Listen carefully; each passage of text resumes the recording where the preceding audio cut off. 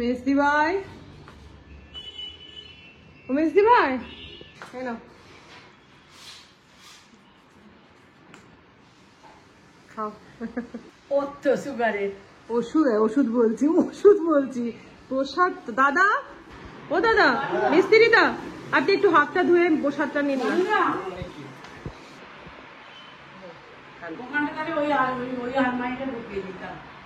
Good morning শুক্রবার, সবাই কেমন আছো? আশা করছি সবাই খুব ভালো আছো, আমরাও ভালো আছি।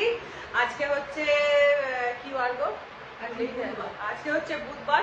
এই সবে পুজো করে উঠলাম, উঠে নিয়ে আগে সবাইকে একটু প্রসাদ দিতে চলে এসেছি। আর এই মুহূর্তে মেজদি ভাইয়ের ঘরের তোমাদেরকে অবস্থা আমি একটু দেখাই। খুব খারাপ অবস্থা। না খারাপ অবস্থা কেন, ঘরে রং হচ্ছে।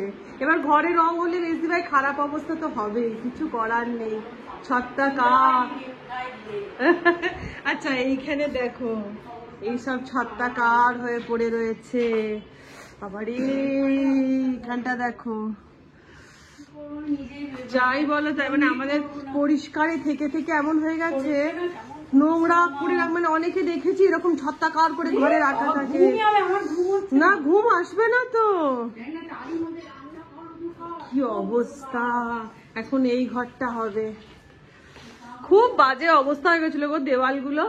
এই দিদি এই নে প্রসাদ, ইয়ের গণেশ ঠাকুরের প্রসাদ। এই সজনে শাক কোত্থেকে পেলে গো? ওই যে সিন্টুটা দিয়েছে, তোরা নিয়ে যা, আমি তো খাই না। রসুন দিয়ে ভাজা বল কি ভালো লাগে গো। তোমার ড্রেসিং টেবিল এখানে থাকলে তো বেটার। এই যে আমরা সাজগোজ করার পর তোমার ঘরে দেখি, এখানে দেখতে পাবো। তোমাদের কার কার সজনে শাক খেতে ভালো লাগে আমাকে কমেন্ট করে জানিও। আমার না এই রসুন দিয়ে আর শুকনো লঙ্কা দিয়ে সজনে শাক খেতে বিশাল ভালো লাগে।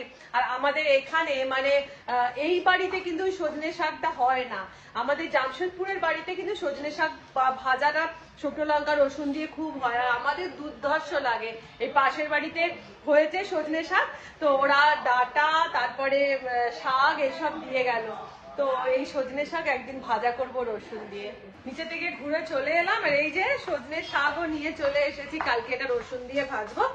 আর প্রসাদও তার সাথে দেওয়া হয়ে গেল।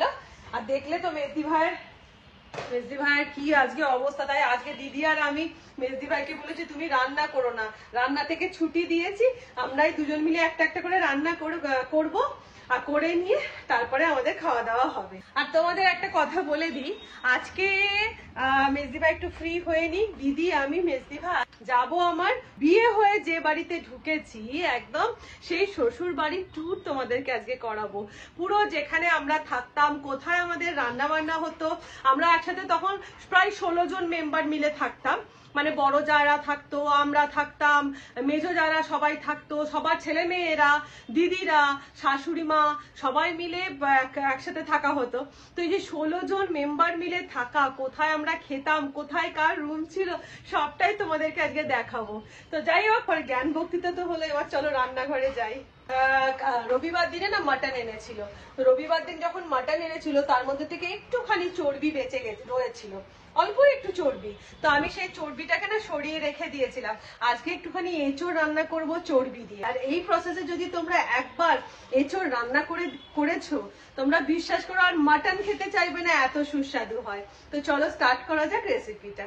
তো প্রথমে আমি এঁচোড়টাকে অল্প নুন আর হলুদ দিয়ে সেদ্ধ করতে দিয়ে দিলাম। মিনিট 5 সেদ্ধ করার পর রেখে দিয়ে এবার কড়া বসিয়ে দিলাম গোটা জিরে 1 চামচ, গোটা ধনে 1 চামচ, 2টো শুকনো লঙ্কা, একটা দালচিনি, 4টে ছোট এলাচ আর 4টে লবঙ্গ দিয়ে আমি এটা একটা ড্রাই রোস্ট করে নিয়ে এটাকে আমি গুঁড়ো করে রেখে দেব। এবার কড়াইয়ে দিয়ে দিলাম বেশ খানিকটা সর্ষের তেল, দিয়ে দিলাম এর মধ্যে ডুমো করে কাটা পেঁয়াজ, দিয়ে দেব এর মধ্যে আদা টুকরো, আর দিয়ে দিলাম এর মধ্যে রসুন 6-7 কোয়া, দিয়ে আমি এইটাকে সুন্দর করে আদা রসুন পেঁয়াজটাকে ভেজে নেব।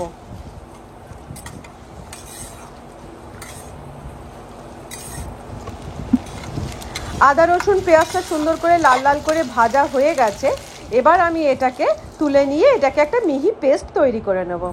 এবার ওই তেলেতেই আমি সেদ্ধ এঁচড়গুলোকে দিয়ে আমি লাল লাল করে ভেজে নিচ্ছি।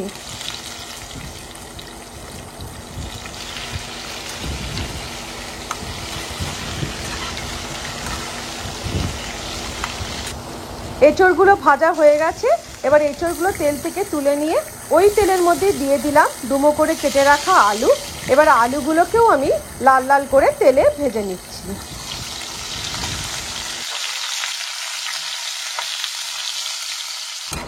আলুগুলো লাল লাল করে ভাজা হয়ে গেছে, এবার আমি এটা তেল থেকে তুলে নিচ্ছি। এবার ওই তেলের মধ্যেই আমি দিয়ে দিলাম হচ্ছে 2টো তেজপাতা আর দিয়ে দিলাম 2টো কাঁচা লঙ্কা, দিয়ে সুন্দর করে ফোড়নটাকে ভেজে নিলাম।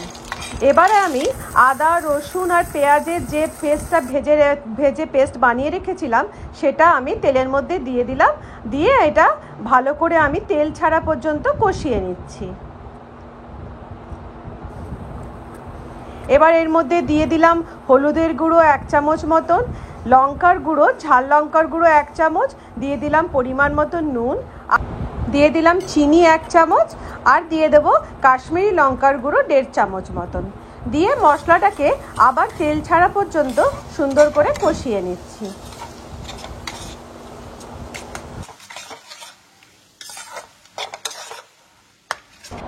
মশলাটা কিছুটা কষানো হয়ে যেতেই আমি এর মধ্যে দিয়ে দিলাম মাটনের চর্বিটা।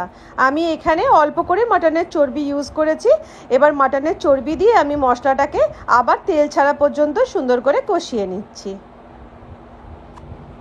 মশলাটাতে তেল ছাড়ার পরে এবার আমি ভেজে রাখা এঁচড় আর আলু মিশিয়ে দিয়ে এবার আবার খুব সুন্দর করে এঁচড় আলু চর্বি এবং মশলাকে কষিয়ে নিচ্ছি। মশলা কষানো পুরো কমপ্লিট। এবার আমি দিয়ে দিলাম এর মধ্যে পরিমাণ মতন গরম জল, দিয়ে আমি এটাকে সেদ্ধ হওয়ার জন্য ঢাকা দিয়ে রেখে দিলাম। মিনিট 10 ঢাকা দেওয়ার পরে এঁচড় আলু সেদ্ধ হয়ে গেছে। এবার আমি ওপর থেকে ভেজে রাখা ওই জিরে ধনে শুকনো লঙ্কা গুঁড়োটা ওপর থেকে ছড়িয়ে দিয়ে আবার বেশ খানিকক্ষণ ধরে নাড়াচাড়া করে দিলেই আমাদের রেডি হয়ে যাবে চর্বি দিয়ে বেশ লাল লাল গরম গরম এঁচড়ের ডালনা। এই যে কমপ্লিট হয়ে গেল মাটনের চর্বি দিয়ে এঁচড়। এবার যাব নিচে, আর নিচে গিয়ে সোজা চলে যাব সব সদল বল মিলে আমাদের পুরনো বাড়ি বা আমার শ্বশুর বাড়ি। এই তোরা এখানে বারান্দায় বসে আছিস, বলছি কি ওই বাড়ি যাবে?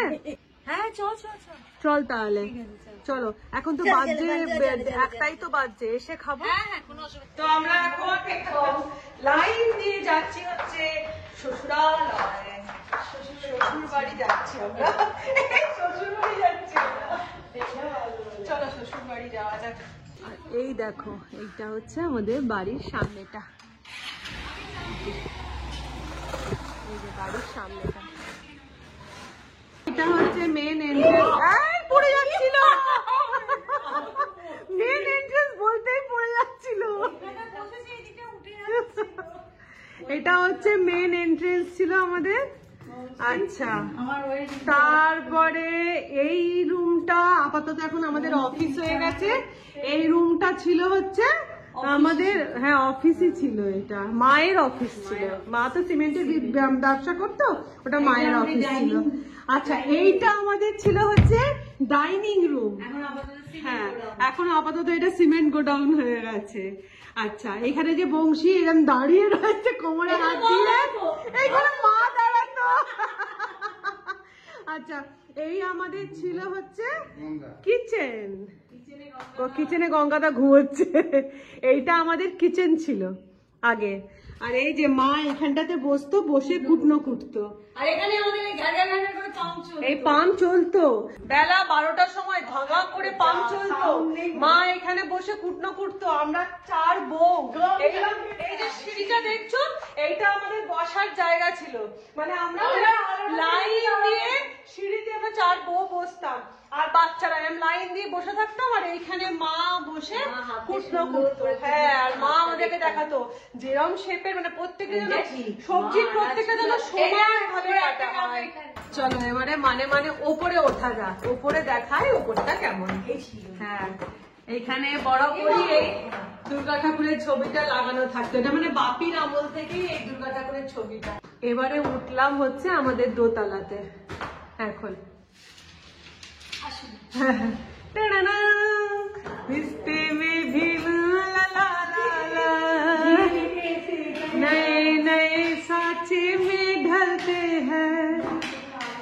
বাড়ির প্রতি একটা আলাদাই আমাদের ইমোশন কাজ করে। এই যে আমার শ্বশুর মশাই, বাপি তোমার বাড়িতে এসেছি। আচ্ছা, এবার তোমাদের দেখাই। এই ঝাড়টা কিন্তু বাপির লাগানো, শাড়ির যে ডুমগুলো ওগুলো বাপির লাগানো। এটা বাপির কেনা, বাপির লাগানো, আর ভেতরের যে বাল্ব গুলো রয়েছে সেগুলো বাপির কেনা। মানে কত বছর হবে মেজদি ভাই এটা? তুমি এসে ঝাড় দেখছো? হ্যাঁ। ও বাবা, 39।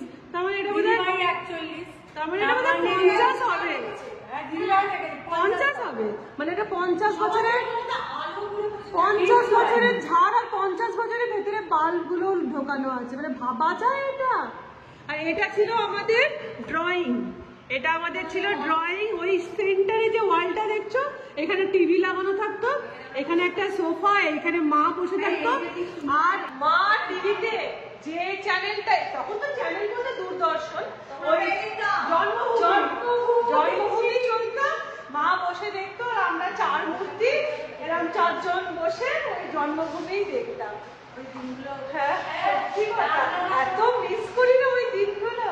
আচ্ছা, এবার চলো তোমাদের, আমাদের দোতলাতে একটা ডাইনিং রুম ছিল, সেটা এখন আপাতত কিচেনে পরিবর্তন করা হয়েছে। আয়নাটা কিন্তু অ্যাজ ইট ইজ আছে। আচ্ছা, এই আয়নাটা কিন্তু মাই লাগিয়ে রেখেছিল। তো এইটা ছিল ডাইনিং। আর আচ্ছা, এই যে আলমারি, এই আলমারিতে রাখা থাকতো মায়ের কাঁসা পেতলের জিনিসপত্র। এইটাও আছে, দেখ এখানে কি মোছার জিনিস থাকে। হ্যাঁ, এটাতে এই মোছার জিনিস টাঙানো থাকতো। আচ্ছা, এটা হচ্ছে বাথরুম। এবার চলো দেখাই দিয়ে। হ্যাঁ, এইটা ছিল দিদির রুম, লাইট জ্বালা। এইটা ছিল দিদির রুম। এই যে রুমের একটা জানলা, একটা দরজা, দুটো দরজা, 3টে দরজা ছিল, আর বাকি জানলাই জানলা। এটা দিদির রুম। আর এই সামনে একটা ব্যালকনি, আর দেখো এই একটা বারান্দা। এই বারান্দা, এই হচ্ছে বারান্দাটা। এইখানে একটা চেয়ার পরপর পরপর লাগানো থাকতো, এখানে মা বসতো, এখানে আমরা পরপর পরপর সব বসতাম। এই যে এবারে নিয়ে যাচ্ছি, এটা ছিল মায়ের ঘর। এই রুমটা ছিল মায়ের ঘর। এইখানে মায়ের খাট রাখা থাকতো। এই দেখো, এই দেওয়াল আলমারিতে মায়ের সাজুগুজুর জিনিস থাকতো। এইখানে হচ্ছে আমাদের আড্ডা দেওয়ার জায়গা। হ্যাঁ, সেটাই বললাম তো, এই বারান্দাটা ছিল আমাদের আড্ডা দেওয়ার জায়গা।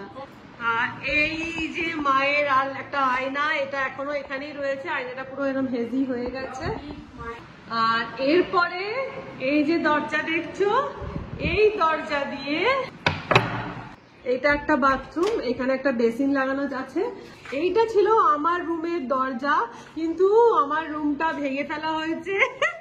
ভেঙে ফেলে ওখানে আমাদের ফ্ল্যাটটা উঠেছে, এই যে আমাদের পাশের ফ্ল্যাট। আর এই যে এইটা দিয়ে সোজা গিয়ে এইখানে একটা ব্রিজ মতন আমাদের ছিল, আর ওই পাশে আর একটা বিল্ডিং মতন ছিল, সেইখানে থাকতো হচ্ছে মেজদি ভাই আর দিদি ভাই। এরকম একটা সরু, এই পাশেও একটা বারান্দা রয়েছে। আর এই যে মানে আমাদের ওই মানে 2টো পোর্শন বাড়ির ছিল, এই পোর্শনটা রয়েছে, আর ওই পোর্শনটাকে ভেঙে আমাদের ফ্ল্যাট তৈরি হয়েছে। আর এই যে নিচে হয়েছে গোলা, লম্বা একটা বারান্দা। দেখ, তখনকার দিনে এরকম জাফরি হতো, দেখ জাফরি, কি ভালো লাগতো কিন্তু। দেখ তুই, এরপরে হচ্ছে এটা হচ্ছে 3 তলায় একটা, 3 তলায় একটা ছোট রুম ছিল, যেখানে আমাদের সব বাচ্চাগুলো মানে একসাথে 4-5 খানা, সবার যে মেয়েগুলো সব এখানে খেলাধুলা করতো। দেখাচ্ছি তোমাদেরকে রুমটা। এই যে এই রুমটাতে এখন পুরো এরকম যত এক্সট্রা ট্রাং ফ্রাং সব এর মধ্যে সব রাখা হয়ে গেছে। এই দেখো ওদের ছোটবেলাকার লেখা, তোজো, রনি, রিমু, রনি, রিয়া, সিস্টার্স নেম, ছোটবেলাকার সমস্ত। এই দেখো দেওয়ালে ওদের ABCD লেখা। এইটা, এই যে রামকৃষ্ণটা দেখছো, এই রামকৃষ্ণটা মায়ের মা, মানে আমার শাশুড়ির মা বানিয়েছিল সেলাই করে, সেটা পর্যন্ত এখনো অ্যাজ ইট ইজ রয়েছে। এবার দেখাই তোমাদেরকে, এই হচ্ছে ছাদের দরজা। আর এখান দিয়ে উঠে এটা ছিল আমাদের ঠাকুর ঘর। এইটা ছিল ঠাকুর ঘর। এই দেখো, এটা ছিল আমাদের ঠাকুর ঘর। এই যে বেদি, এই বেদির উপরে আমাদের সমস্ত ঠাকুর থাকতো, আর এখানে মা বসে পুজো করতো। আর তখনকার দিনে টাইলস দেখো, মানে হাজার হাজার একে ভালো ভালো কোম্পানি টাইলস কে মাত দিয়ে দেবে, এত সুন্দর টাইলস, কি সুন্দর ফ্লোরাল করা। আর বিশ্বাস করো, এই বাড়িতে এলে না বুকের ভেতরটা না ভারী হয়ে যায়, মানে এমনই একটা সেন্টিমেন্ট এই বাড়ির সাথে যুক্ত আছে, মন খারাপ হয়ে যায়, এলে যেতে ইচ্ছা করে। যাই হোক, এবারে চলো, অনেকটাই বেজে গেছে, এবার খাওয়া দাওয়ার পর্ব। আমরা এখন বসে পড়ছি খেতে। আর আমাদের আজকে লাঞ্চের মেনুটা তোমাদেরকে দেখিয়ে দিই। দিদি বানিয়েছে, এটা হচ্ছে উচ্ছে বেগুন ভাজা, এটা সেই মাসির থেকে শেখা। আর তার সাথে এটা কি, একটু চিংড়ি মাছ ছিল, একটু চিংড়ি মাছের ওই মালাইকারি, চিংড়ি মাছের মালাইকারি। আচ্ছা, এটা হচ্ছে তেলাপিয়া মাছের ঝাল, আর তার সাথে এই যে সস টপার হচ্ছে মাটনের চর্বি দিয়ে এঁচুড়। কোনোদিন আগে উচ্ছে বেগুন ভাজা খাইনি। দেখো ভাতটা নরম হয়ে গেছে। আমার কাছে ভালো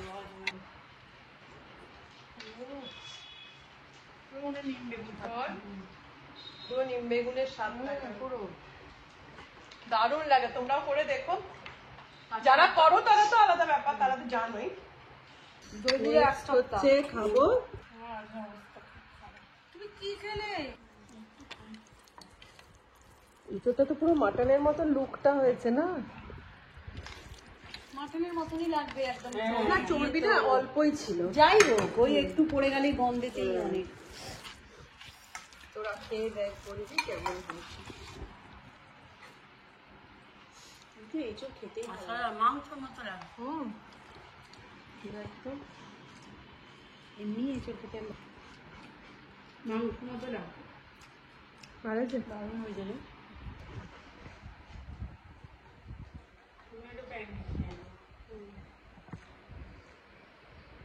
খুবই ভালো, তোমরা কিন্তু অবশ্যই ট্রাই করো।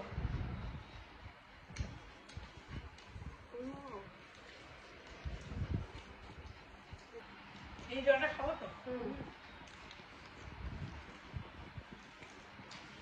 দারুণ লাগবে।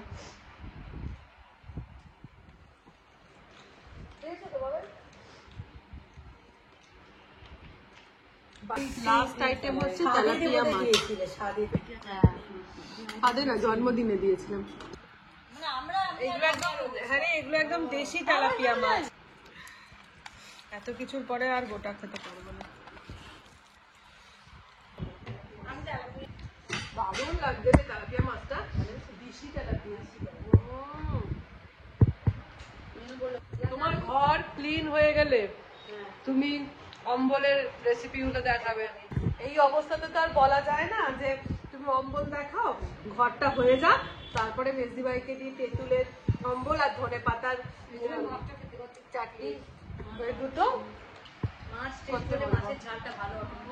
সত্যি কথাই তাই। এবার যাচ্ছি আমরা হচ্ছে পাড়া বেড়াতে। পাড়া বেড়াতে নাই গো, সামনের একটা পানের দোকান, সামনে একটা পানের দোকান আছে, সেই পানের দোকান থেকে আমরা পান খেতে যাচ্ছি তিনজনে, কারণ খাবারটা এত বেশি খাওয়া হয়ে গেছে, হাই করছে। এবার পান খাবো, পান খেয়ে আবার বাড়ি যাবো। মিষ্টি পাতা দেবে, মিষ্টি পাতা নিয়ে নিলাম একটা পান। যাই হোক, পান খেতে খেতে আমি ব্লগটা শেষ করে দিচ্ছি। তোমরা সবাই খুব ভালো থেকো, সুস্থ থেকো, আর কেমন লাগলো ব্লগটা জানিও। আজকের মতন টাটা, হাতে কাপ।